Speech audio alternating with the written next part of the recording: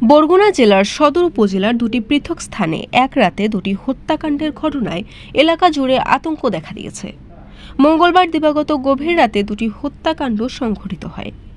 ঘটনার সূত্রে জানা যায়, রাত ১টার দিকে বরগুনা সদরের প্রাথমিক শিক্ষা অফিস সংলগ্ন ঝোপ থেকে মন্টু চন্দ্র দাস নামে এক যুবকের কাদামাখা মরদেহ উদ্ধার করেছে বরগুনা পুলিশ। তিনি বরগুনা পৌর মুরগি বাজারে জাকিরের দোকানের কর্মচারী ছিলেন। নিহতের স্বজনরা জানান, নির্ধারিত সময়ে বাড়িতে না আসায় মন্টুর মোবাইলে ফোনে কল দিলে বাড়ির পেছনে পুকুর পাড়ে মোবাইলের আওয়াজ শুনতে পান তারা। পরে সেখানে গিয়ে মন্টুর মরদেহ দেখতে পান। পরে পুলিশকে খবর দেওয়া হলে পুলিশ ঘটনাস্থলে পৌঁছে মরদেহ উদ্ধার করে বরগুনা জেনারেল হাসপাতালের মর্গে পাঠায়। অন্যদিকে একই রাতে বরগুনা সদর উপজেলার বদরখালী ইউনিয়নের কুমারখালী গ্রামের ডাল ক্ষেতের পরিত্যক্ত জায়গায় মিরাজ মুন্সি নামের একজনকে কুপিয়ে হত্যা করেছে দুর্বৃত্তরা।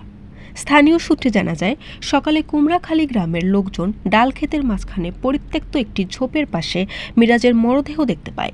পরে এলাকাবাসীর চিৎকারে লোকজন জড়ো হলে থানা পুলিশকে খবর দেওয়া হয়। পুলিশ ঘটনাস্থলে পৌঁছে মরদেহ উদ্ধার করে। এ বিষয়ে বদরখালী ইউনিয়নের চেয়ারম্যান মতিউর রহমান রাজা বলেন, রাতের আধারে কে বা কারা হত্যা করেছে জানি না, তবে যারা হত্যা করেছে তাদের আইনের আওতায় এনে দৃষ্টান্তমূলক শাস্তির ব্যবস্থা করতে হবে। বরগুনার অতিরিক্ত পুলিশ সুপার জানান, খবর পেয়ে আমরা ঘটনাস্থলে গিয়ে মন্টুর ও মিরাজের মরদেহ উদ্ধার করি।